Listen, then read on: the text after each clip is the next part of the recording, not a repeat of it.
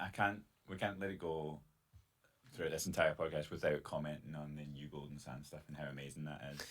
Yeah, it is gorgeous. It is. So there'll be, I think, well, depending on when this podcast goes out, there's a you'll see year on year. I hope it's not year on year. Month on month.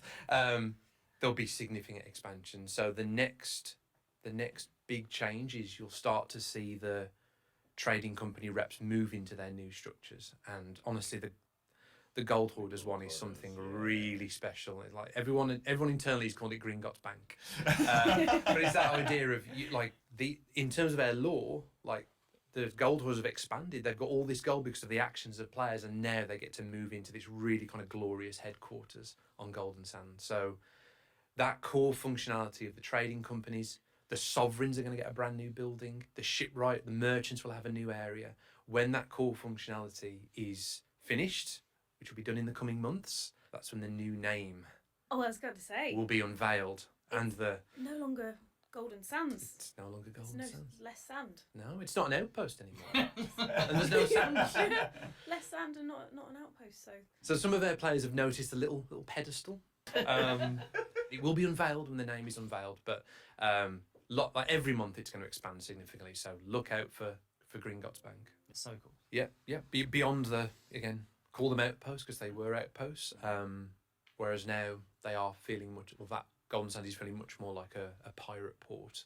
And I would encourage players to look at the scale of Golden Sands, and when future decision points come, that's kind of the scale of what we're thinking. So we are excited and the team's really excited to keep doing things like this. So making our world feel like it's changing all the time. You'll see more of that.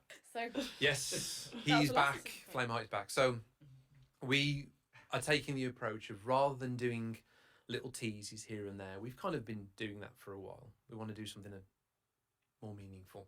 So thinking of adventures later in the year and future content, we will be doing something a bit more meaningful with Captain Flameheart to make sure, well, he's back in the form, and it's kind of interesting how we got to this point, with the community being part of it, but he's back to the form that you saw him in the art book and you saw him in that early trailer. He's back in full skeletal form, which is really exciting. So giving him the time to shine, but it will happen. And it's a one that I think we might have kind of alluded to earlier on in the podcast, which is quite good. So do you guys have any future plan for doubloons, or should I exchange them for gold? Is it Swabby John? Is that Sprinty John's cousin?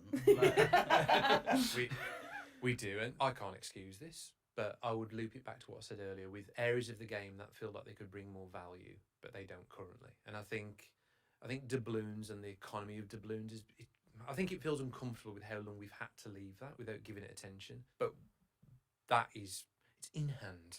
There's going to be a new approach for how we think about bringing back season cosmetics, special voyage opportunities, and how we think about doubloons, and doubloons being that special currency that unlocks special cosmetics and special opportunities. So that's coming fairly soon. So yeah, I will just say, there's the other bit, what I've just mentioned, which is bringing back old season cosmetics. I think there's parts of those season cosmetics that we want to ensure reward players for being there, like the ones that are branded, the sails, the tattoos, the titles. But for some of the kind of hero items and some of the uniques, we do want to bring those back. It will always be more advantageous to earn them in the season, but they will come back to the Sea of Thieves, and you'll always have a route to go get them for this. For the Captain's Log, so one of the spirit of the Captain's Log is always it memorialises what you've done. So in that session, wherever you've been, wherever you accomplished, sort of the event log of like what you'd write down in the Captain's Log. So that's a little expansion to the Captain's Log that's coming in season 9. Could we have an additional feature to save clothing and potentially vanity loadouts as an easy way to swap back and forth between different cosmetic combinations? Yes. And I've previously confirmed that was coming. And when we think about what are the top 20 things we could do for the game, that is always on the list.